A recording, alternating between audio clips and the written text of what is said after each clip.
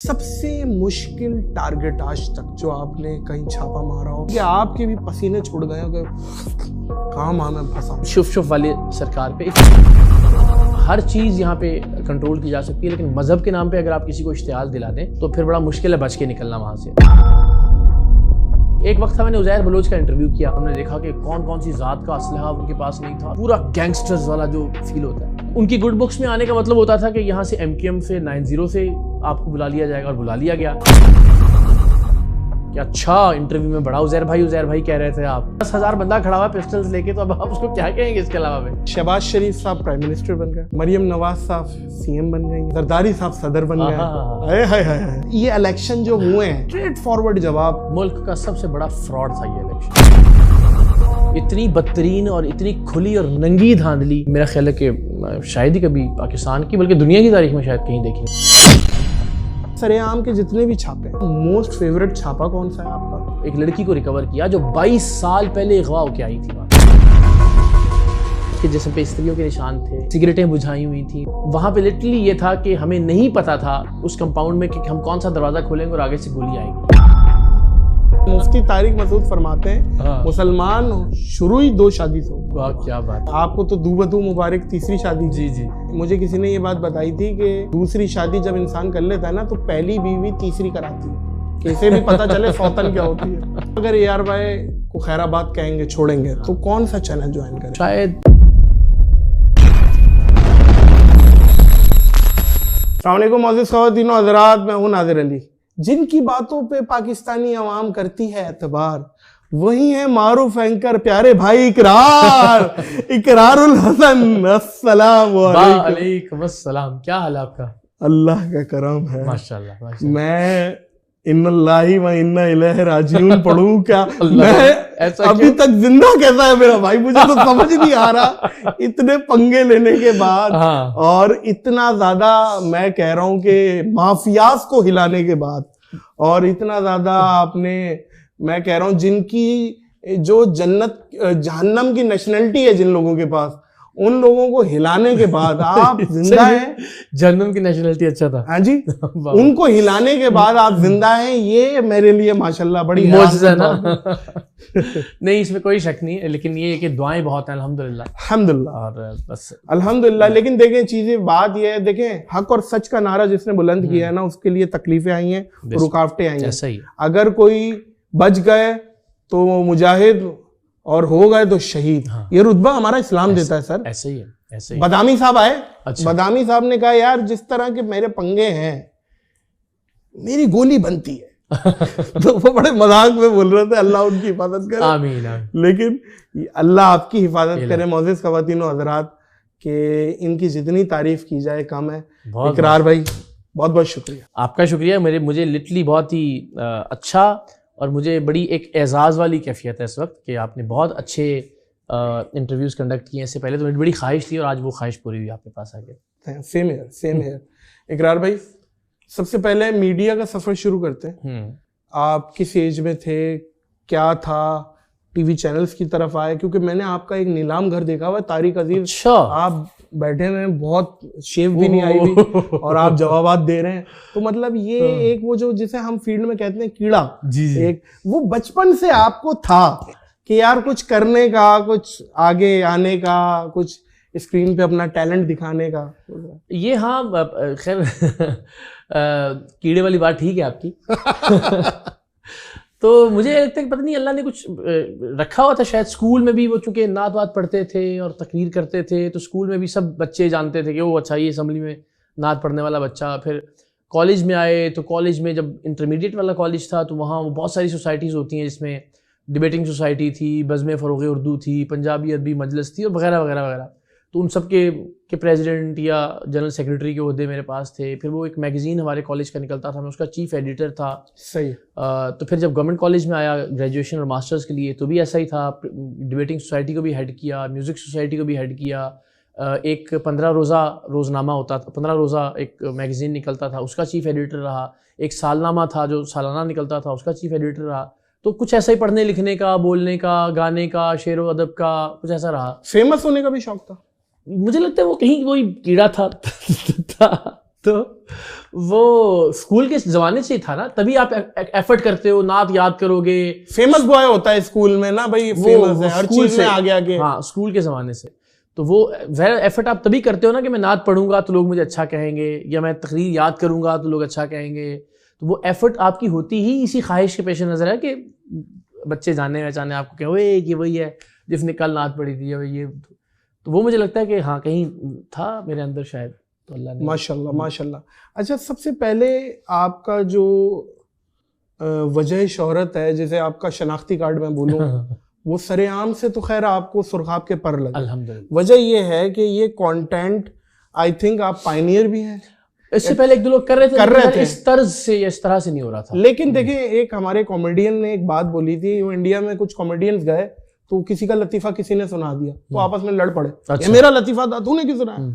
तो एक कॉमेडियन ने एक बात बोली कि जिसके मुंह से वो लतीफा हिट हुआ वो उसका। बस ठीक, अल्लाह ने जिसके नसीब में वो सरेआम आपसे हिट हुआ, और इसमें कोई दो राय नहीं है, ये मैं सब इस पे गवाह है।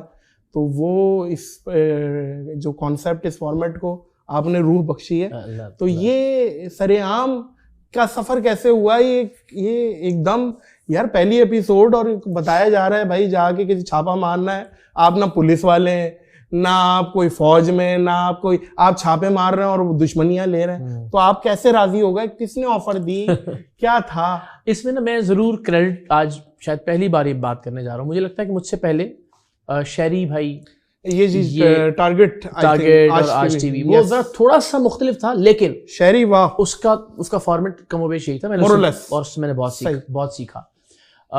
जमील फारूकी एक साहब हैं, बोल में भी रहे और उसके बाद वो शायद अपना यूट्यूब कर रहे हैं। उस जमाने में गालिबन टीवी का नाम था समा का, एक दूसरा CNBC था शायद, या कुछ ऐसा था, CNBC था ना गालिबन। उस पे वो सड़क किनारे के नाम से वो करते थे। ये जमील फारूकी साहब, वाह भाई वाह। जमील एक दो एपिसोड्स उनके भी बहुत शानदार थे जो मुझे आज तक याद है। क्या बात। तो ज़ाहिर है जो लोग कर रहे थे क्रेडिट देना चाहिए उनको। तो उनकी बहरहाल बहुत सारी चीज़ों की इंस्पिरेशन थी। एक और साहब थे, वैल्यू टीवी था, हमने शायद नाम भी नहीं सुना होगा उसका। उस पे वो एक प्रोग्राम करते थे और वो भी बड़ा शानदार था। मुझे नाम उनका उस प्रोग्राम का भी जहन में नहीं आ रहा, मगर आई एम श्योर कि जो लोग जिन लोगों के जहन में प्रोग्राम होगा, तो खैर बहुत सारे लोग कर रहे थे। वो आपकी बात कि अल्लाह ताला की ज़ात जिसको जिस वजह से इज्जत देना चाहे वो उसका फैसला है। तो पहला शो नादिर हमने बड़ा मज़ेदार वो था कि मैंने मिन्नत की कि मुझे प्लीज़ कोई एक प्रोग्राम दे दें। बदामी साहब को आपने शो दे दिया है, क्योंकि बदामी साहब और मैं खबरें पढ़ते थे साथ। तो बदामी साहब को मिल गया 11th आवर, वो जैस्मीन मंजूर साहिबा अचानक छुट्टी पे चली गई और बदामी साहब को दे दिया गया। बदामी साहब ने पहले ही दिन मुस्तफ़ा कमाल साहब का इंटरव्यू किया। ओहो, वो कोई ऐसी सिचुएशन थी उस वक्त कि वो हिट हो गया बहुत ज़्यादा। सही। और बदामी साहब से कहा गया कि जनाब अब आप पक्के हो जाएं इसके ऊपर। तो वो ज़ाहिर है हम दोनों भाई भी हैं, दोस्त भी हैं, और एक बड़ा रश्क वाला मुकाबला भी हमेशा से रहता था हमारे दरमियान। तो फिर मुझे भी था कि यार ज़रा जल्दी अब प्रोग्राम मिल जाए। तो मैंने दरख्वास्त की मैनेजमेंट से कि आप मुझे कोई एक स्लॉट दे दें ताकि मैं। तो एक प्रोग्राम था जो हमारे ARY पे ख़त्म हुआ और वो स्लॉट खाली हो गया आधे घंटे का। तो मैंने मैनेजमेंट से कहा कि मुझे ये आधा घंटा दे दें। उन्होंने कहा जी खबरें नहीं छोड़ सकते आप, लेकिन आपने अपनी शिफ्ट्स पूरी करनी है और उसके साथ इजाफी अगर आप ये करना चाहें, जब तक कोई नया एंकर हम हायर नहीं कर लेते तो तब तक आप ये करते रहे। तो पहला प्रोग्राम मुझे याद है मैंने किया, और उस दिन शायद आपके ज़हन में होगा रमज़ान का एक दिन था, और उस दिन 100 के करीब लाशें गिरी थी कराची में। अल्लाह, हाइट स्ट्रोक से? जी नहीं, ये टारगेट किलिंग से। और उस जमाने में ये कस्बा कॉलोनी, कटी पहाड़ी, और ये बड़ा खतरनाक वाला मामला। जी, पठान महाजर लोग। जी, तो मैंने उस पे वो प्रोग्राम किया, और मुझे याद है वो मैं जिना अस्पताल खड़ा था और एम्बुलेंस का पिछला दरवाज़ा खोला और लाशें नीचे गिरी, लिटरली जिस तरह भर के लाशें लाई गई थी। तो ज़ाहिर मैं उसमें मुझे रूहानसा हो गया, आवाज़ भी और वो सब। खैर वो प्रोग्राम चला, तो वो ARY की उस वक्त तक की तारीख का सबसे ज़्यादा देखा जाने वाला स्लॉट था, जब उसके नंबर्स आए बाद में रेटिंग के। तो वो सबने पूछा कि क्या हुआ। अभी मैं JJ के साथ था, एक इवेंट था चैरिटी का इंडस हॉस्पिटल के लिए। अच्छा, JJ मोज़ेज़ ख़वातीन हज़रात जुनैद जमशेद नहीं समझिएगा क्योंकि वो तो हयात है। नहीं, अब बहुत से लोग JJ भी जानते हैं, बुलबुले वाले JJ भाई। जी, जरेस सेजा। हाँ, और ये माशाल्लाह ARY की वालिदा है भाई जो करता धरता जाहिर है। ऐसा ही है। हाँ जी। तो ये अब हमें भी कोई शो मिल जाएगा, ये मैं उन तक पहुंचाऊंगा, उनको मजा आएगा। तो वो JJ ने अभी वो कह रहे थे कि यार अचानक से हम सब ने कहा कि ये क्या हो गया स्लॉट में, क्या हुआ एकदम से ना, ये क्यों इतना देखा गया। तो सबने कहा कि वो भाई इकरार को कहा था, उसने कुछ स्लॉट किया, तो उन्होंने कहा भाई आप भी अब इसको परमानेंट करें। तो हम 4-5 महीने तक उस स्लॉट को ARY स्पेशल के नाम से करते रहे, क्योंकि उसके ग्राफिक्स वगैरह बने हुए थे ARY स्पेशल के। ARY की एब्रिविएशन यही है ना, अब्दुल रज़ाक याकूब जी, ये मालिकान के नाम, गरी के रहमत करे हाजी साहब को, बड़े शानदार आदमी थे। तीनों का इंतकाल हो गया? नहीं, ये एक ही थे, बड़े भाई थे। अच्छा। उनके भाई हैं फिर हाजी जान मोहम्मद, हाजी इकबाल जिनके साहिबजादे हैं सलमान इकबाल साहब, फिर हाजी रऊफ साहब, तो ये भाई हैं। तो वो वहाँ से सिलसिला शुरू हुआ। 4 महीने तक हम ARY स्पेशल के नाम से करते रहे। फिर वो ज़रा रेटिंग्स और वो सब चीज़ें अच्छी आई, तो सब ने कहा कि यार अब इसको कोई नाम दे देते हैं। तो फिर तय पाया कि 2 नाम हमने सोचे थे। एक नाम था इनकार इकरार के साथ और एक फिर ये था सरेआम। तो ज़्यादा वोट थे सरेआम के हक में, तो फिर हमने सरेआम का नाम दिया इसको। क्या बात है, क्या बात है। देखें, हिस्ट्री क्रिएट कर दी माशाल्लाह। और अब ये लिखा यही जाएगा इकरार भाई सब कॉन्टिनेंट में एटलीस्ट, कि जो भी इस फॉर्मेट पे आएगा कि इकरार भाई को देख के ही आए। माशाल्लाह। नहीं, इसमें फिर वंस अगेन मैं चाहूँगा एक और क्रेडिट है। मैं खैर नहीं जानता था, लेकिन जब मैंने प्रोग्राम शुरू किया ना, तो उसके बाद मुझे तकरीबन 1.5 दर्जन लोगों ने कहा कि भाई कोई सलीम साहब थे PTV पर, अच्छा, वो भी इस तरह का प्रोग्राम करते थे, उन्होंने भी कस्टम पे छापे मारे। मैं समझा वकार ज़का का नाम ना ले ले भैया, हम सबके ले रहे हैं। वो बंदा भी बनता है, वो मेरा पीस अवार्ड भी अटेंड कर लिया था उसने। अच्छा, हाँ, मुझे नहीं पता भाई, अवार्ड मुझे मिला है, वकार ज़का अटेंड कर रहे हैं। मैं तो उनके बारे में बोलते हूँ। अच्छा, और मुझे फोन पे बोल रहे हैं भाई 6 किलो का है, बहुत भारी है, मैं नहीं लेके आ रहा हूँ। मैंने कहा अटेंड किया तो लेके भी आओ भाई, 2 तो मुझे। अच्छी बात है। अच्छा, लेकिन उनका इंडस्ट्री में वकार ज़का साहब का जो क्रेडिट है वो नहीं का है। ये बात है, उनकी कुछ चीजें जो है, ये बात है। तो ये सरेआम का था। रईस साहब थे, रईस मंसूरी गालिबन, जिन्होंने ये नाम तजवीज़ किया था सरेआम। ARY में कंटेंट के थे वो। क्या बात है भाई, क्या बात है, जबरदस्त। आज सारी बातें हमने बता दी सरेआम। क्या बात है, माशाल्लाह। अच्छा इकरार भाई, क्योंकि आप जाहिर है माशाल्लाह एक आग से खेलने का आपको शौक है, और जाहिर है आप तूफानों के सामने लड़ जाते हैं, पड़ जाते हैं। सबसे मुश्किल टारगेट आज तक जो आपने कहीं छापा मारा हो और सामने ऑब्स्टिकल पे मुश्किलात खड़ी कर दी हो, सबसे मुश्किल के आपके भी पसीने छूट गए हो कि कहाँ मां मैं फंसा हूं? पसीने तो नहीं अल्हम्दुलिल्लाह आज तक छूटे, हाँ, मगर जो समझते तुसी गए हो, समझ गए हो, लेकिन बात दबा दियो। ये इन वन ऑफ देम शुफ वाली सरकार पे, इसलिए कि चूंकि हर चीज यहाँ पे कंट्रोल की जा सकती है, लेकिन मजहब के नाम पे अगर आप किसी को इश्तिहाल दिला दें, अच्छा, तो फिर बड़ा मुश्किल है बच के निकलना वहाँ से। तो शुफ के मामले में हमें ये खदशा था, और जो कि उसने किया भी है कि लोगों को उसने रिलीजियसली थोड़ा सा करने की कोशिश की कि वो मुश्तिल हों और उसके बाद वो अटैक करें, और लोगों ने फिर मार धाड़ की भी वहाँ पे। तो एक तो खैर ये, लेकिन इसके अलावा भी कुछ ऐसे वाक़यात हैं। मसलन जब मैं सिंध असम्बली में गया, एक बार हमने, आप पिस्टल लेके चले गए थे? जी, हमारे प्रोड्यूसर थे, वो पिस्टल लेके गए, और उसमें मेरा ख्याल है वो भी थी गोलियां। हाँ जी, हाँ जी। तो और वो चीफ मिनिस्टर बैठे हुए थे उस वक्त, इंटीरियर मिनिस्टर थे, सारे कैमरे पूरे पाकिस्तान के, बिकॉज असेंबली सेशन में थी। मेरा ख्याल है वो मेटल डिटेक्टर नहीं चल रहा था क्या? कुछ भी नहीं चल रहे थे, वो आपके और मेरे टैक्स के पैसों से लगाए हुए होते हैं उन्होंने, बस। अच्छा, मैनुअल चेक कुछ भी नहीं, मतलब ऐसी मशीनें पड़ी हुई हैं, बस उसमें से गुजरते जाओ। अभी एयरपोर्ट पे ना मैं आया तो उन्होंने कहा सर आप नाजिर भाई पहचान गए, लेकिन बैग चेक होगा। मैंने कहा अगर चल रहा है तो पकड़ा जाऊंगा। अच्छा, तो ये कमाल है, ये आप गन ले गए, ये इसका जरा कारगुजारी। हाँ, कुछ भी नहीं, वो हमने पहले चेक किया कि वहाँ जो मशीनें लगी हुई हैं कुछ भी नहीं, टूट चीज़ें कुछ भी नहीं करती वो, और जो 7 लोग बैठे हुए हैं वो आपस में खुशगपियों में मसरूफ होते हैं। तो हमने जनाब तय किया कि जरा दिखाएं कि भाई अगर सिंध असम्बली महफूज नहीं है तो यहाँ के अस्पताल, यहाँ के पार्क्स, यहाँ के थाने, बाकी क्या चीज़ महफूज होगी जहाँ पे खुद बैठते हैं वज़राए आला और बाकी लोग। तो हम लेके चले गए। वो एक जो ख़तरा था ना, हमें ये बताया गया था कि अंदर सिविल कपड़ों में एजेंसीज के लोग और यहाँ तक के स्नाइपर्स भी होते हैं और वो फायर कर सकते हैं। यानी कहा गया था कि द मोमेंट आप पिस्टल निकालेंगे तो हो सकता है कहीं से स्नाइपर की गोली आए। और ये सबसे मुश्किल टास्क था कि आप एक्सपोज करना है कि मेरे पास पिस्टल। वो निकालने का जो मूवमेंट था ना, कि देखें चूंकि गार्ड्स उनके अपने मौजूद होंगे, इंटीरियर मिनिस्टर के भी, सीएम के भी, बाकी जो स्पीकर के भी, तो वो किस तरह से रिएक्ट करते हैं हमारे पिस्टल निकालने पे। उनको ये लगे कि हम फायर करने वाले हैं या हम कुछ करने वाले हैं, और वो रिएक्शन में मार दें और कहें कि जनाब वो तो हमें तो लगा था वो मारने लगे हैं। तो वो एक ऐसा था कि जिसमें 1 सेकंड के अंदर कुछ भी हो सकता था। तो वो एक रिस्क था बहुत बड़ा।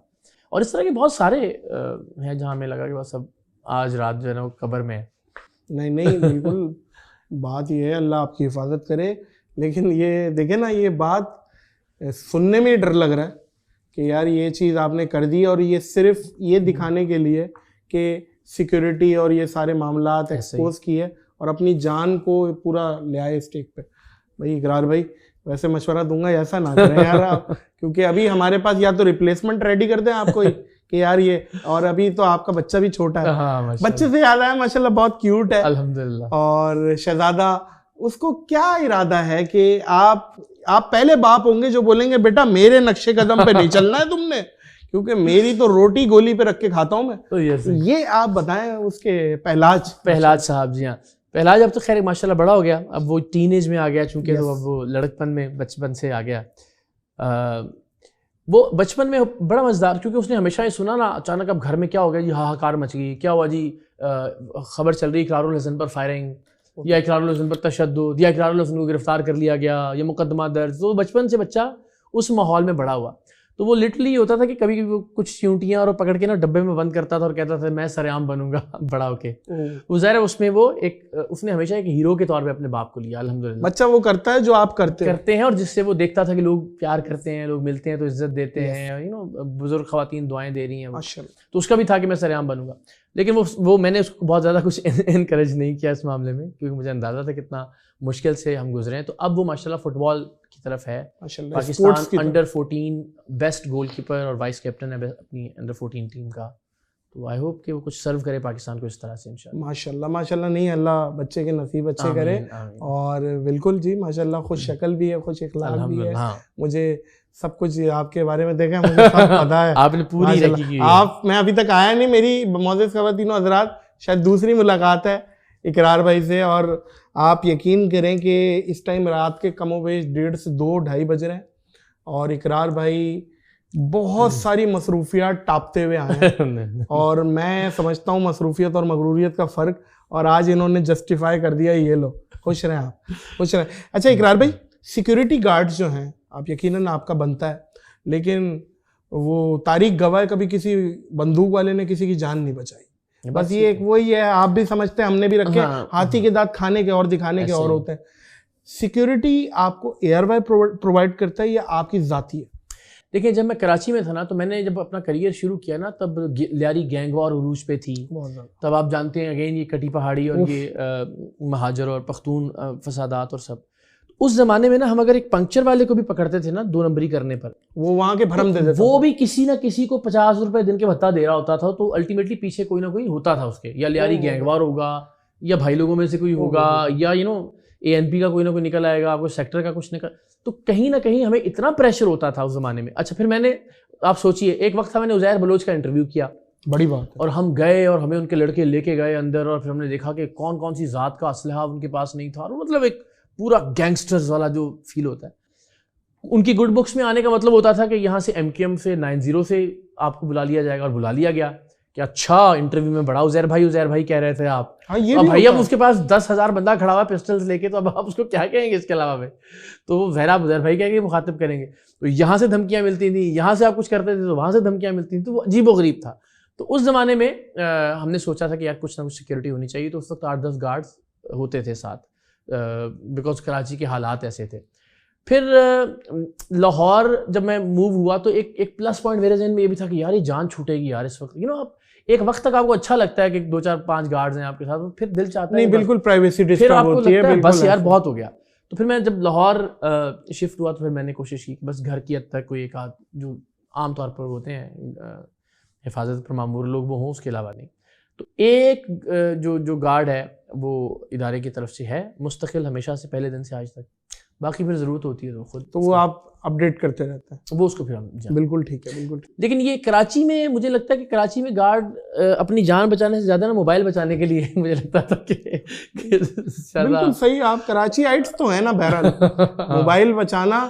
और वो कहते हैं ना कि कराची, मैंने आज भी आपसे कहा ना कि यार किसी को भिजवा दे, तो वो इसलिए था कि यार मोबाइल बहुत कीमती चीज होते हैं, आपका सारा डाटा, सारे नंबर, सब चीजें जो है ना, मोबाइल का डर था, मोबाइल का डर होता है, बाखुदा जान का डर नहीं होता। मैं एक जुमला बोलता हूँ, बंदा यहाँ पे आता बस में, ट्रेन में, कराची जाता अखबार में। ऐसे ऐसे हालात है सर, क्या करें, गड़बड़ है। अच्छा इकरार भाई, सबसे महंगी रमजान ट्रांसमिशन ARY की, हाँ, कितना बजट तकरीबन अप्रोक्सीमेटली आता है?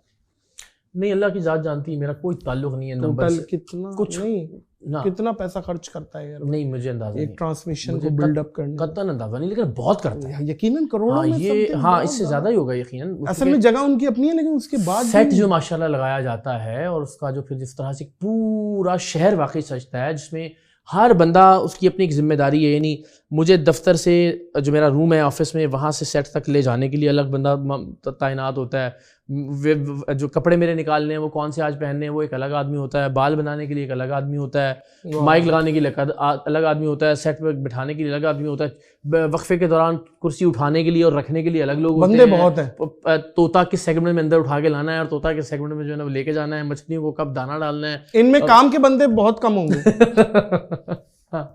मैं और वसीम बदामी साहब ही हैं काम के, बाकी लेकिन वो वेरी गुड, हर बंदा बहुत काम कर रहा है। नहीं बिल्कुल और पूरी यानी सैकड़ों लोगों की टीम है जो हर एक अपना अपना रोल ऑटो पे, किसी को कहने की जरूरत नहीं होती कि ब्रेक में क्या करना है।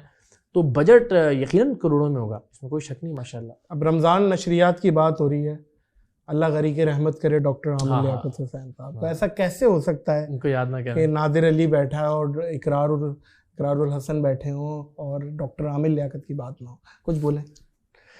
आमिर भाई बड़ा ही नाबगाए रोजगार किस्म की शख्सियत थे। इतना कोई ऐसा वाकया पर्सनल कोई ऐसा बता दे कि यार कोई मजा आ जाए, आवाम बोले यार। मैं एक चीज बोलता हूँ इकरार भाई, उसके बाद आप वाकया बताइएगा कि रमज़ान नशरियात का यकीनन बहुत अच्छी काविश है, इसका सवाब भी यकीनन मिलता होगा। उनकी क्रेडिट में कुछ तो सवाब यकीनन जा इसमें कोई शक नहीं है, क्योंकि ट्रेंड सेटर थे वो। हमने लास्ट रमज़ान ट्रांसमिशन का आगाज भी उनके नाम से किया, इसमें कोई शक नहीं है कि वो बानी है इस सारे उसके। और लाख लोग तनकीद करें, लेकिन अब देखिए इतना हम वहाँ सेट पे नाज़िर खड़े हुए होते हैं तो वो जो नात खां नातें पढ़ रहे होते हैं, उनके साथ नातें पढ़ रहे होते हैं, तिलावत हो रही होती है, इतना कुछ वो सवाल जवाब वाले इसमें से सीखने को मिलता है, बच्चे कितनी मज़ेदार चीज़ें सीख रहे होते हैं। तो वो इसमें कोई शक नहीं, हर चीज़ का अजर उनको पहुँच रहा होगा आमिर भाई को। आमिर भाई के साथ मेरी बड़ी मज़ेदार किस्म की बहुत ही शानदार किस्म, लेकिन ये मैं बताऊँ आपको कि जो मुझे पहली बार किसी दूसरे चैनल से ऑफ़र थी वो आमिर भाई की वजह से थी। आमिर भाई का मुझे एक दिन अचानक से फ़ोन आया कि, और बहुत शुरू के दिनों की बात है जब सरेआम बिल्कुल नया चला और अल्हम्दुलिल्लाह उसको मकबूलियत मिली। तो सबसे महंगी ऑफ़र जो थी आपको 1 करोड़ रुपए की, जो बोल्ट की थी, बोल्ट टीवी की तरफ से, वो तो उसके बाद देखें ये भाई कमाल है भाई, कमाल। वो तो खैर बहुत सारे लोगों को हुई थी, लेकिन ये मेरी मुझे भी हुई थी, लेकिन वो उन्होंने ऑफर बहुत बड़ी दे दी थी, लेकिन बोले थे कटा के आपको मिलेंगे 75,000 रुपए। मैं कहा यार ये क्या बात हुई, ये दिखाया आपने इतना। तो आमिर भाई ने पहली बार मुझे बुला के फिर वो जियो में थे उस वक्त, तो जियो के लिए उन्होंने फिर मेरी मुलाकात करवाई, कुछ बात करवाई। तो वो बिल्कुल उनका था कि बस अब यानी हक जता के बड़े भाई के तौर पे, क्योंकि उससे पहले आपको बड़ी दिलचस्प बात ये लगेगी कि आमिर भाई का एक कलाम था जो उन्होंने रिकॉर्ड करवाया और उसमें उन्होंने अपनी ज़िंदगी का सफ़र दिखाना था। तो उसमें उन्होंने अपनी अयाम नौजवानी के लिए उन्होंने कहा कि जी मुझे लगता है कि सबसे अच्छा जो कोई है ना वो जो कर सकता है। और उस ज़माने में मैं बिल्कुल नया सरेआम शुरू किया था और कोई शायद 2 लोग जानते भी नहीं थे। तब उन्होंने कहा कि मुझे लगता है कि मेरी नौजवानी का किरदार इकरार से मैंने करवाना है, और वो वीडियो मौजूद है जिसमें मैं आमिर लियाकत बना। क्या अच्छी बात है भाई, वाह वाह वाह वाह, क्या बात है, क्या बात है। अच्छा इकरार भाई, कराची से आप चले गए लाहौर। अच्छा, ये एक चीज़ है कि हमारा माशरे में ये बोला जाता है कि कराची क्यों छोड़ के चले गए, हिजरत में मतलब भाईजान बरकत है जी हाँ, और बंदा अपने बेहतर फ्यूचर के लिए कहीं भी जा सकता है, इटली भी जा सकता है, इसमें कोई मुसलमानियत में कोई फ़र्क नहीं आता भाई, बात यह है। लेकिन फिर भी कराची में क्या बुराई थी और लाहौर में क्या अच्छाई थी, ये वजह बताएं। नहीं बिल्कुल नहीं, कराची में जितनी अच्छाइयाँ शायद लाहौर में नहीं हो सकती। तो सर क्यों छोड़ के गए? लेकिन ये कंस्ट्रक्टिव क्रिटिसिज्म है, अगर है भी तो आँख खोल के। मेरा ताल्लुक लाहौर से, असल में मैं लाहौरी में पैदा हुआ, लाहौरी में पला बढ़ा, मैंने लाहौरी में यूनिवर्सिटी कॉलेज किया सब। तो चूँकि मेरे सारे ननियाल ददियाल चाचा मामू फुफड़ ताया वो सब लाहौर में ही, मेरे कज़न सारी फैमिली। तो मैं कराची में था, चूँकि मैं पहले ख़बरें पढ़ता था, तो ख़बरें पढ़ने के लिए आपको हेड ऑफिस में या स्टूडियो में होना ज़रूरी होता था, तो वो स्टूडियो कराची में था तो मजबूरी थी। फिर सरेआम शुरू हुआ तो सरेआम में हमने थोड़ी सी एफर्ट करना शुरू की शहर के अंदर। तो वो उस वक्त हम एक स्ट्रगलिंग फेस में थे। फैसला नहीं कर सकते थे कि फ़ौरन छोड़ के जाएं और ARY पता नहीं मानेगा या नहीं मानेगा। तो जब प्रोग्राम इस्टेब्लिश हो गया तो मुझे अचानक एक दिन ख्याल आया कि ये प्रोग्राम तो मैं 15 से 20 दिन जो है वो लाहौर से जाके करता हूँ। यानी मैं लाहौर उतरता था, लैंड करता था, डेरा गाजी खान जाना हो, उकाड़ा जाना हो, साहिवाल जाना हो, मर्दान, पेशावर, कहीं जहाँ भी प्रोग्राम रिकॉर्ड करना हो तो नॉर्मली लाहौर लैंड किया करता था मैं। तो मैंने सोचा मैं 15 से 20 दिन तो वैसे ही लाहौर गुजार रहा हूँ रिकॉर्डिंग्स के लिए और बाकी कामों के लिए। व्हाई नॉट कराई लो। तो व्हाई नॉट, जब सारी फैमिली वहाँ पे है और सब, तो मैं शिफ्ट ही हो जाऊँ वहाँ पे, शादी भी कर लूँ। तो शादी तो पहले हो गई थी। क्या बात है भाई। मुफ्ती तारिक मसूद फरमाते हैं मुसलमान शुरू ही 2 शादी से होता है। अच्छा भाई, वाह वाह वाह, क्या बात है। देखिए बात ये है कि आपको तो दूबदू मुबारक तीसरी शादी। जी जी। लेकिन मुझे किसी ने ये बात बताई थी कि अपना दूसरी शादी जब इंसान कर लेता है ना तो पहली बीवी तीसरी कराती है, तो इसे भी पता चले सौतन क्या होती है। तो लेकिन हमारे केस में ऐसा नहीं है अल्हम्दुलिल्लाह। हाँ जी। मैं ये ज़रूर कहता हूँ कि ये वो जो मुफ्ती साहब का है ना, वो बिल्कुल ठीक बात है, दीन का एक और पर्सपेक्टिव है इसमें। लेकिन मैं इसको बहुत ज़्यादा ग्लोरीफाई नहीं करता क्योंकि मुझे अंदाज़ा है हमारे जो सोसाइटी के डायनेमिक्स है ना, उनके एतबार से कोई बहुत अच्छी चीज़ नहीं समझी जाती जी, अनफॉर्चुनेट। और इससे प्रॉब्लम्स होती हैं सोसाइटी में भी और घरों के अंदर भी। अच्छा। चूँकि लोग मेंटली, ख़वातीन या मर्द हज़रात या फैमिलीज तैयार नहीं है इसके लिए, और ओवर द ईयर्स नहीं बल्कि आप कह लें कि कई सदियों में हमारा ये मिजाज बना है कि हमने इस चीज़ को बुरा जान लिया है। तो मैं कभी भी इसको बढ़ा चढ़ा के या खूबसूरत बना के इसलिए पेश नहीं करता कि लोग ये ना कहें कि जनाब मैं कोई तरगीब दे रहा हूँ। और मैं वाक़अतन ये समझता हूँ कि शायद ये हर बंदे की बस की बात भी नहीं है। मुश्किल काम है, और इसमें बंदे से अच्छा होने से ज़्यादा ज़रूरी ये है कि जो ख़वातीन आपसे मुंसलिक हैं, मंसूब हैं, वो अच्छी हों। बिल्कुल। अगर यानी वो फैसला कर लेना कोई उनमें से एक कि नहीं मैंने ज़िंदगी अजीरन करनी है अपनी भी और इनकी भी, तो नहीं हो सकता कि बंदा कहे जी देखे मैंने कैसा सेट रखा हुआ सारों को, ये नहीं हो सकता। बिल्कुल दुरुस्त फरमाया। तो ये क्रेडिट ख़वातीन का ही है कि वो अगर बैलेंस्ड रहे। लेकिन वो थोड़ी सी शरारत तो करें ज़्यादा करें। इजाजत तो कर लो। तीनों में से लव मैरिज अगर तीनों ही है जी है, और कमाल है भाई, कमाल है। लेकिन जाहिर है वो जो पहली शादी है वो पहला क्रेडिट है, और जो नहीं वो पहला भी है और वो आखिरी भी है। जिस सतह की वो है ना कुरतुलैन के साथ, जिस तरह से वो उनका अपना ही है ना, जाहिर है। अच्छा, ये होता है कि जहाँ बच्चा, जाहिर है बच्चे औलाद हो, थोड़ी अटैचमेंट होता है, लेकिन थोड़ी वो ज़्यादा कुरतुलैन से जो मेरी मोहब्बत है ना, उसकी वजह वो एक एक्स्ट्रा चीज़ तो ज़रूर है कि औलाद है अगर उनमें से, तो जाहिर है, मगर उस मोहब्बत की वजह औलाद का होना ना होना वो इर्रेलेवेंट है उसके अंदर। वो जिस तरह से उन्होंने मेरे हर फैसले पर लबैक कहा, जिस तरह से उन्होंने ज़िंदगी में मेरे लिए कम से कम मसाइल पैदा किए, मैं समझता हूँ कि मेरी कामयाबी में, वो कहते हैं ना कि मर्द की कामयाबी में कोई ना कोई एक औरत होती है, तो वो औरत का हाथ होता है। वो हाथ से मुराद ये नहीं होती कि हर वक्त गिरबान पकड़े रहें और पीछे से किधर गए और कहाँ से आ रहे हैं, ऑल दैट। मुझे उन्होंने बहुत आज़ादी दी और जो मैंने चाहा ज़िंदगी में उसमें उन्होंने मुझे सपोर्ट किया। तो मुझे लगता है कि आप रोल मॉडल हैं सर। आपने एक ही छत के तले आपने ये साबित किया, और मैं चाहूँगा कि कुछ फॉर्मूला हमें भी दे दें। आपके पास कौन सी गीदड़ सिंगी है सर जो कि आप ये एग्जीक्यूट, हम तो खुदा की कसम यूं देख भी लें तो कोनी पड़ती है और डायरेक्ट गुर्दे पे सेट की होती है। ठा मतलब हम क्या करें, मुझे ये बताएं। ना करें आप, क्यों, क्या ऐसी जरूरत है? सर मैंने तो दूसरी शादी भी पहली बीवी से कर ली है, 2 दफा कर ली है। मैंने कहा मेरा शौक है, मैं तो पूरा करूंगा भाई। ठीक है, बात ये है, हम तो बीवी के बराबर में, ऐसे लगता है कि इसराइली के बराबर में फलस्तीनी बैठा हुआ। मजलूमियत क्या करें यार, आप बताएं ना इकरार भाई। अच्छा इकरार भाई, हमें ये भी पता चला था अचानक आप कढ़ाइयों की तरफ आ गए। कढ़ाई वढ़ाई आप खड़े होके पिशावरी कढ़ाई बना रहे हैं और ये टमाटर डाल रहे हैं, बट कढ़ाई। और बट कढ़ाई माशाल्लाह आपने यहाँ पे शोर मचा दिया था कि भाई बट कढ़ाई पे सरेआम का छापर पड़ चुका है। तो ये बट कढ़ाई पे आना कैसा, और ये रेस्टोरेंट के कामों में आना कैसा, और वो कैसा एक्सपीरियंस रहा? और जितनी बट कढ़ाइयाँ हैं लोग समझते हैं ये इकरारुल हसन सारी मेरी हैं, आपके नाम पे चल रही हैं। अब लोग तो तस्वीर लगाने वाले हैं छोटी सी आपकी और वो शुफ वाली साहब दोनों। तो नहीं, बट कढ़ाई का खैर मेरे साथ उस तरह से तो कोई ताल्लुक नहीं है। मैं फैन हूँ बट कढ़ाई का। मैं वाकई लक्ष्मी लाहौर जब जाते थे ना, तो मैं खाता हूँ हमेशा से 12-15 साल से, मक्खन में देसी घी और क्या बेहतरीन मुर्गा भाग रहा जो ज्यादा उसी मंगवाने ले। ये तो करीब भी है। ये होता रहेगा, हम पहले बटकड़ाई खा ले मेरा। अरे मैं कह रहा हूँ कमाल है जी, माहौल बना आप पूरी करें भाई, वाह वाह, मक्खन डाल के। हाय अच्छा। मैं कह रहा हूँ 1-1 लीटर पानी आया हुआ है ना। तो खैर वो मुझे बड़ा शौक था यार, कराची में क्यों नहीं है वो। हम इस्लामाबाद जाते थे, वहाँ पे भी मिल जाती थी कराची में।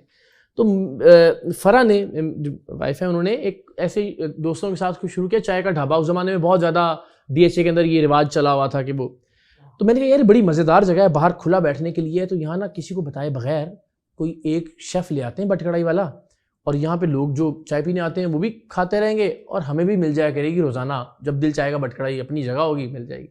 वहाँ से कहानी शुरू हुई। तो तफरीहों में खोल दिया आपने। कोई बहुत बिजनेस स्ट्रेटेजी मेरा रेस्टोरेंट के बिजनेस से ना, फिर मेरे रिश्तों को भी नहीं पता था कि रेस्टोरेंट क्या चीज होती है। सर वो ऐसा काम है, जरा सा नमक ज्यादा डल जाए तो नहीं, मेरे लिए तो बड़ा मुश्किल भी था ना, क्योंकि आप सारों की दुकानें बंद करवाते हैं और आपकी मक्खी निकल आई है, या पता लगे कि जनाब वो खून लगा रह गया है या बाल निकल आया कढ़ाई में से, तो वो तो बेड़ा गर्क हो जाता। बहुत मुश्किल काम था मेरे लिए। तो हमने वो एक दुकान देखी उसके करीब, तो पता चला कि वो साहब भाग गए। उनका जी मैंने देनी नहीं है, क्योंकि वो मीडिया वाले हैं, इनसे कौन करवाएगा इनसे बाद में, डर के भाग गए, उन्होंने दी नहीं। तो वहाँ से वो कहानी शुरू हुई। फिर हमें उससे एक बेहतर जगह मिल गई, अब वो जगह बड़ी थी, हमने कहा चलो यार थोड़ा सा शुरू कर लेते हैं। अच्छा, फिर सोचा किसी को बताएंगे नहीं कि ये हमारी है ना, वैसे ही शुरू करते हैं ज़रा से। और लेकिन वो फिर एक दोस्त से दूसरे तक वो इंटरव्यू के लिए कुछ आए और करते कराते वो ऐसा हो गया कि वो मैंने बाय डिज़ाइन या बिजनेस का सोच के नहीं खोली थी। वो था कि यार बटकड़ाई आ जाए कराची में और हमें मिल जाया करे। लेकिन मुश्किल एक्सपीरियंस था। यानी जितने लोग रेस्टोरेंट का काम करते हैं वो बड़े दाद के मुस्तहिक हैं। मैं सोच रहा हूँ इस मुश्किल में पढ़ने को। अच्छा देंगे कुछ? नहीं नहीं करो ना पढ़। जिस गांव जाना नहीं वहाँ का रास्ता क्या पूछ? नहीं मत जाइएगा। मैं जो मेरा एक्सपीरियंस है, देखिए ये 24 घंटे अगर आप दे सकें उसको, नहीं हम नहीं दे तो सकते। हाँ हम नहीं दे सकेंगे। जाहिर है आर्टिस्ट DNA, हम तो बड़ा मुश्किल काम है। हाँ ये जरूर कि कोई आपका पार्टनर या कोई ऐसा हो जो इस काम को समझता हो और वो कर सकता हो, तो माशाल्लाह फिर जो अल्लाह ने आपको इज्जत दी है उसकी वजह से जाहिर है उसकी रौनक लग जाएगी वहाँ पे। लेकिन अगर आप सिर्फ खुद करना चाहते हैं तो फिर मेरा बरादराना मशवरा के बहुत मुश्किल काम है। बिल्कुल। एक हाइपोथेटिकल क्वेश्चन अल्लाह खैर कि इफ अगर ARY को खैराबाद कहेंगे छोड़ेंगे, तो कौन सा चैनल ज्वाइन करेंगे? अब मुझे लगता है कि नहीं करूंगा कुछ चैनल। ये दिल की बात की है। अब मैं जो है ना अब अपने ही नादिर अली प्रोडक्शंस में कुछ कहूंगा कि यार मुझे कुछ ये डील हो गई है फिर। ठीक है, ये डील हो गई है। जिस दिन छोड़ा मैंने ये क्लिप चलाना है।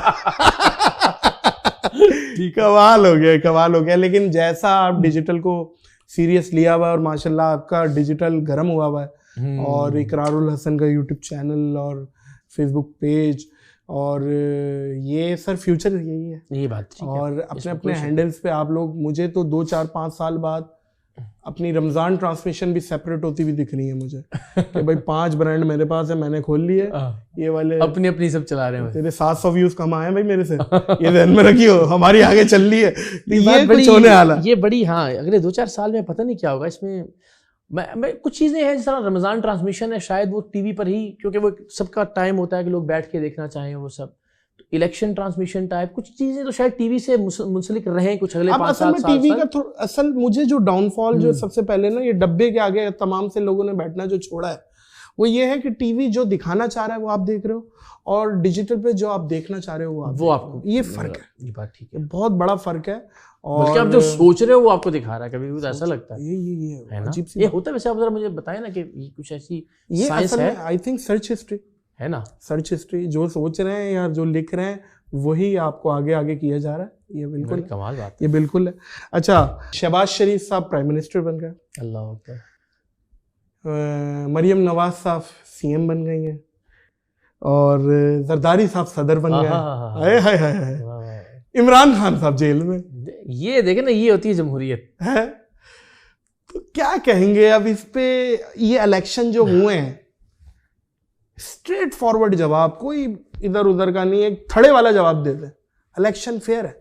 मुल्क का सबसे बड़ा फ्रॉड था ये इलेक्शन, खैर, और इतनी बदतरीन और इतनी खुली और नंगी धांधली मेरा ख्याल है कि शायद ही कभी पाकिस्तान की बल्कि दुनिया की तारीख में शायद कहीं देखी। वाकई यार हम सारी रिकॉर्ड टूट गए। हाँ जी, धांधली के। मेरा तो बिल्कुल ऐसा ही है। नए रिकॉर्ड कायम हुए।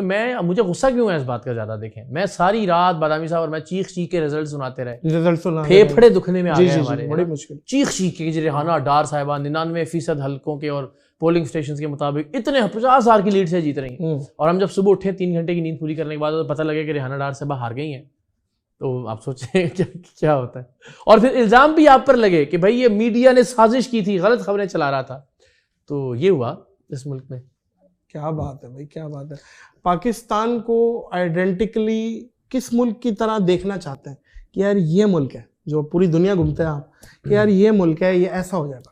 पाकिस्तान को मैं पाकिस्तान की तरह देखना चाहता हूँ। वही मतलब आप चाह रहे हैं बिजली ना आए, रोड टूटे में हो, एकदम निकाल के अपना गार्ड भेज रहे हो साथ लाने के लिए, किसी ने एकदम ये पीप किसने फेंकी है, आप वही देखना चाह रहे हैं? किस तरह देखना चाह रहे हैं? हमने तो बचपन से ही देखा। हाँ, अंतड़ियों का कुकिंग ऑयल बन रहा हो, ईंटों वाली मिर्चें खा रहे हो पीस के, एक बंदा शुफ करता जा रहा है मुस्तकिल। अल्लाह नहीं, पाकिस्तान को जैसा आप और मैं देखना चाहते हैं, जैसा देखना चाहते हैं, वाह, जैसा हम सबने ख्वाब देखा था, जैसा ये हमारे बचपन का पाकिस्तान था, जैसा हमें बताया जाता था, वो तो बाद में पता चला कि तो कुछ और निकला इसमें से जो हमने सुना था।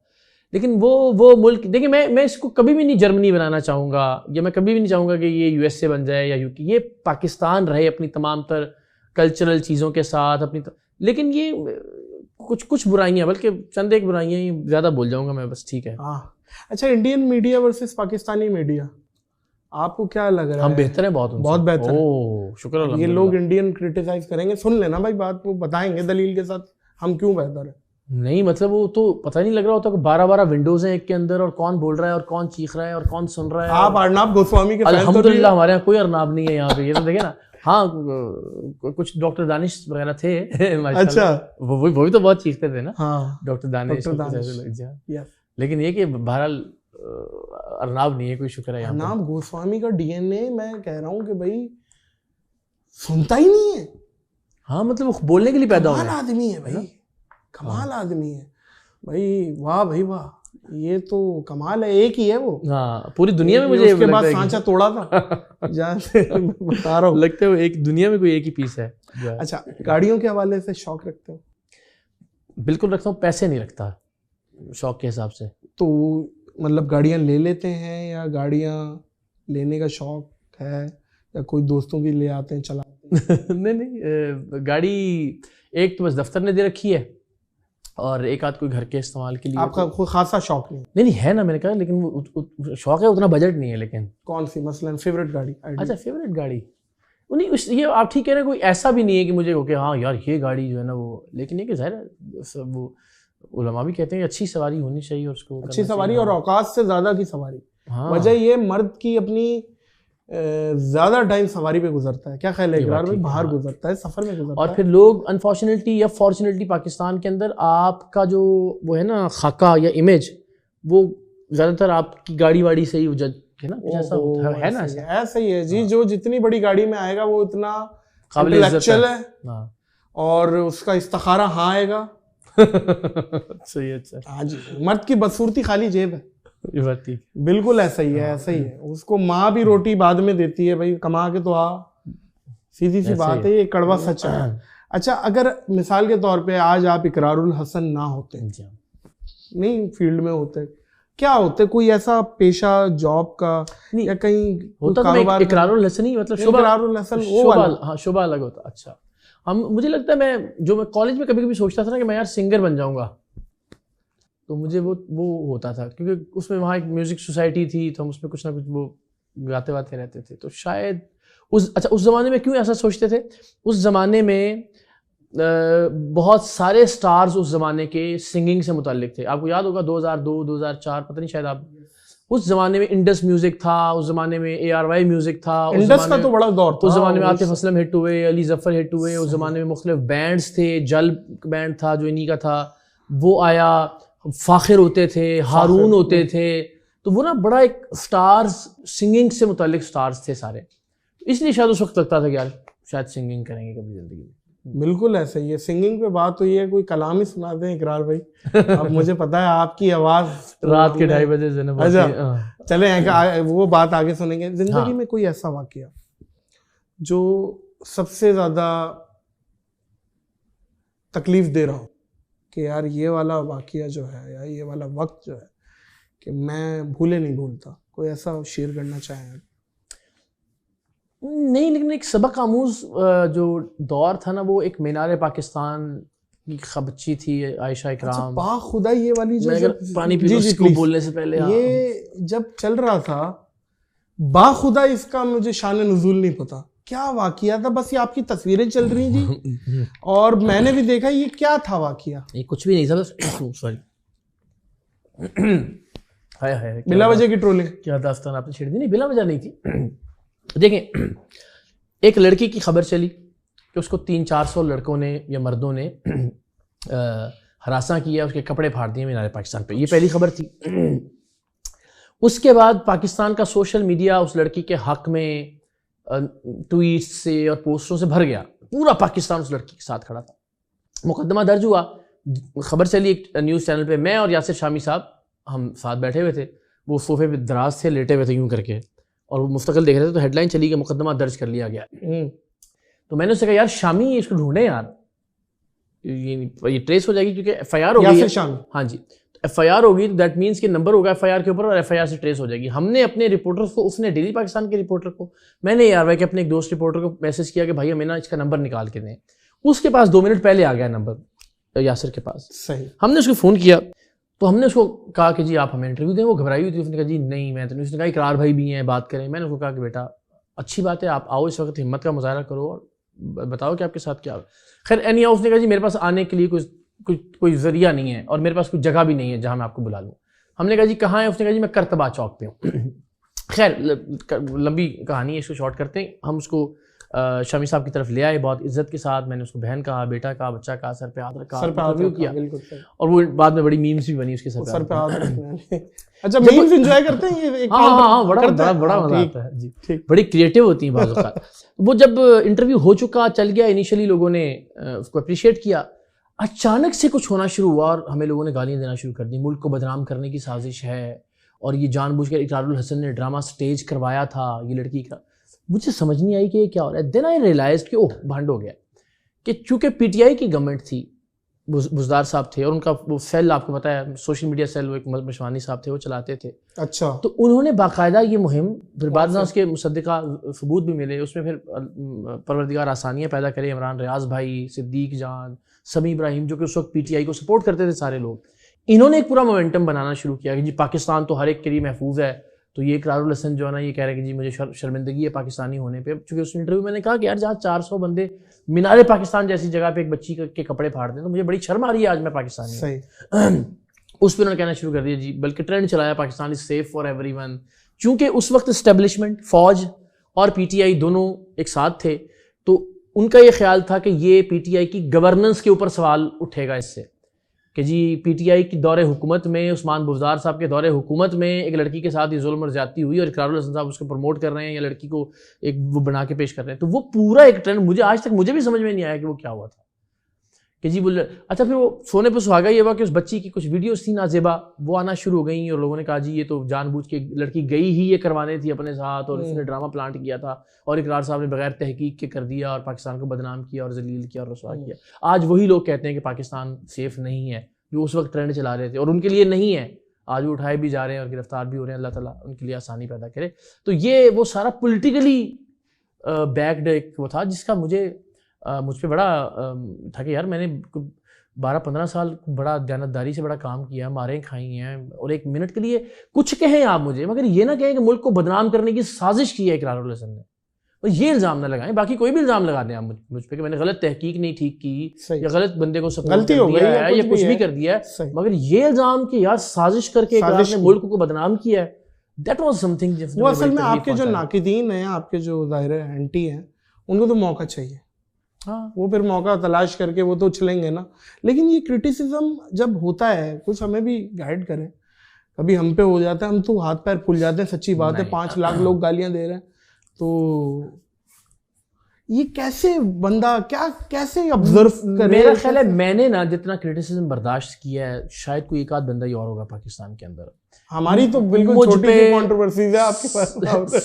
सिंध दुश्मन इकरारुल हसन के टैग सिंध गवर्नमेंट ने चलवाए, ये पीटीआई के साथ, ये नहीं पाकिस्तान की कोई पॉलिटिकल पार्टी नहीं जिसने मेरे अगेंस्ट जो है ना वो ट्रेंड ना चलाए हों और वो ना किया, और फिर पर्सनल बहुत सारी चीज़ें और सारा।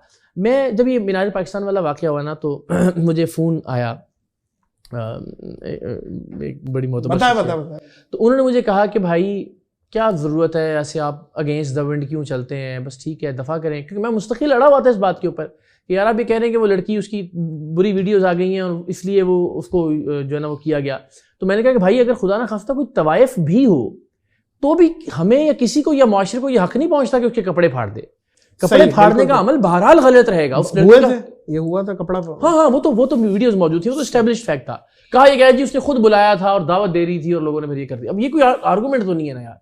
अगर एक लड़की कह भी रही है कि आओ मेरे कपड़े फाड़ो, तो उस कपड़े फाड़ने वाला मासूम हो गया क्या? नहीं, सही बात। खैर उसमें मैं मुस्तकिल अपने आर्गूमेंट्स दे रहा था, तो उन्होंने मुझे कहा कि आप छोड़ें इसको। क्या मैंने उनसे कहा मुझे ये बात बताइए, आप इस्लाम की तारीख में और इंसान की तारीख में किसी एक शख्सियत को याद कीजिए जिसका आप आज भी एहतराम करते हैं और एहतराम से नाम लेते हैं, और मुझे याद करके बताइए क्या उन्हें अपने ज़माने में तनकीद और बुरी तरीन तनकीद का सामना नहीं करना पड़ा। पूरा यानी बादशाह मुखालिफ होते थे, खालें खिंचवा दी गई, दार पे खींचा गया लोगों को, क्या क्या कुछ नहीं किया गया उनके साथ। तो जितनी भी मोतबर शख्सियात हैं आप जिनको आज आप जिनके नाम अच्छे से लेते होंगे या याद करते होंगे, उन्हें अपने ज़माने में इसी तरह की मुखालफत का, और मेजॉरिटी जो थी वो उनके अगेंस्ट थी।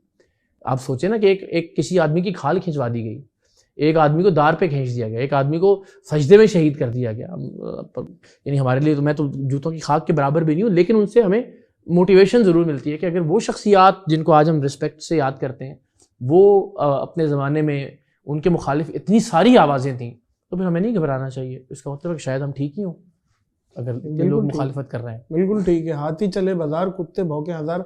मैं तो इस तरह की मिसालें दे देता हूँ भाई अपने हिसाब से कि बात ये है, हम मुझे ऐसा लगता है इकरार भाई, हम अपने दुखों से दुखी नहीं है, दूसरे का सुख देख के दुखी है। ये बात ठीक है यार। आप जिस दिन अपने दुखों से दुखी हो गए ना तो हमारा मसला आधा तो हल हो जाएगा।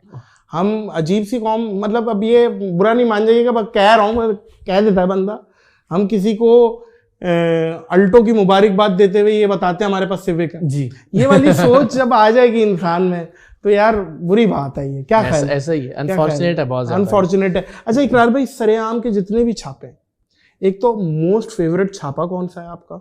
एक दूसरा कोई ऐसा रिग्रेट कि यार नहीं मानना था यार। एक तो होता है ना गलती हो गई, एक होता है नहीं मानना, जो दोनों बताना तो जो रिग्रेट है ना, ये जो गलती है, वो मुझे लगता है कि वो मैंने एक थप्पड़ मार दिया था एक आदमी को, बड़ा बाद में वायरल भी हुआ था। हाँ, वो बिल्कुल कान के नीचे सन्नाटे वाला, और बनता तो था उसका, लेकिन मैं फिर भी शर्मिंदा हूँ। बनता था हाँ। ठीक। वो एक बच्ची थी 9 साल की, उसको उसने पहली बार रेप किया, रेप करके उसकी वीडियो बनाई। वीडियो बनाने के बाद 12 साल की उम्र तक, 3 साल तक उसको मुस्तकिल ब्लैकमेल करता रहा। और उसकी जो वीडियोस हमारे पास थी, वो ब्लैकमेल, जब उसको बुलाता था मिलने के लिए ब्लैकमेल करके कि वीडियो में दिखा दूंगा लोगों को, तो उसको बांधता था, हाथ और पैर बांधता था उसके, फिर उसको बेलिबास करता था। तो वो वीडियो थी। खैर हो गया, मैंने उसको जब पकड़ा तो वो लड़की बेचारी उसकी गाड़ी में से USB ढूंढने लगी। तो मुझे कहने लगा ये मेरी गाड़ी में से चोरी कर रही है। और मुझे उस वक्त इतना गुस्सा आया कि बेगैरत इंसान, तुमने 4 साल उस बच्ची के बर्बाद किए हैं और कैसा कैसा तुमने जुल्म किया है। वीडियोस देखी थी, बच्ची रोती रही हमारे पास आके, तो वो मेरा हाथ उठा उस पर और मैंने कहा कि ये वजह ये थी। लेकिन बहरहाल ठीक है, मुझे राइट नहीं था कि मैं उस पर कानून नहीं, लेकिन देखिए बात ये इंसान रूह से मारता था, वो लग गया मुझसे रूह से। ये आपने नहीं मारा, रूह ने कहा इकरारुल हसन उठो और कान के नीचे टाक करके दे दो। बनता है सर, उसमें तो मेरा भी थप्पड़ ड्यू है। ठीक है, जब भी मिले तो मेरी तरफ से प्लीज एक तो वो मुझे, लेकिन मुझे कभी कभी लगता है कि वो चले, कानूनी तौर पर उस मामले को देखना चाहिए था। लेकिन बहरहाल ये उसका पस मंजर था। एक तो जो मुझे सबसे अच्छी चीज लगती है ना, वो हमने उसी जमाने में जब लियारी गैंग वॉर अपने उरूज पर थी, लियारी के एक कंपाउंड से एक बच्ची को, एक लड़की को रिकवर किया जो 22 साल पहले अगवा होके आई थी वहां पे। यानी आप सोचें, उसको रहीम यार खान से जब वो छोटी सी बच्ची थी 22 साल पहले अगवा किया गया था, फिर यहाँ उसे बेचा जाता रहा, एक अड्डे पे दूसरे अड्डे पे, फिर वहाँ वो रही। तो 22 साल बाद जब हमने उसको रिकवर किया ना, उसके जिस्म पे स्त्रियों के निशान थे, सिगरेटें बुझाई हुई थी, जाहिर है क्योंकि वो अगवा करके लाई गई थी, जानवरों की तरह बेची जाती थी। हमने उसको वहाँ से रिकवर किया और वहाँ पे लिटरली ये था कि हमें नहीं पता था उस कंपाउंड में कि हम कौन सा दरवाज़ा खोलेंगे और आगे से गोली आएगी, बिकॉज उस वक्त गैंग वॉर अपने पूरे उरूज पर थी लियारी में। तो वहाँ से हमने उस बच्ची को निकाला, सारिम भाई भी साथ थे। फिर मैं उसको लेके गया उसके शहर रहीम यार खान, जहाँ से वो अगवा हुई थी। एग्जैक्टली रहीम यार खान शहर से थी। अब प्रॉब्लम ये था कि वो बच्ची थी छोटी सी जब अगवा हुई, और अब बड़ी हो गई थी, उन्हीं अड्डों में बिकते बिकाते।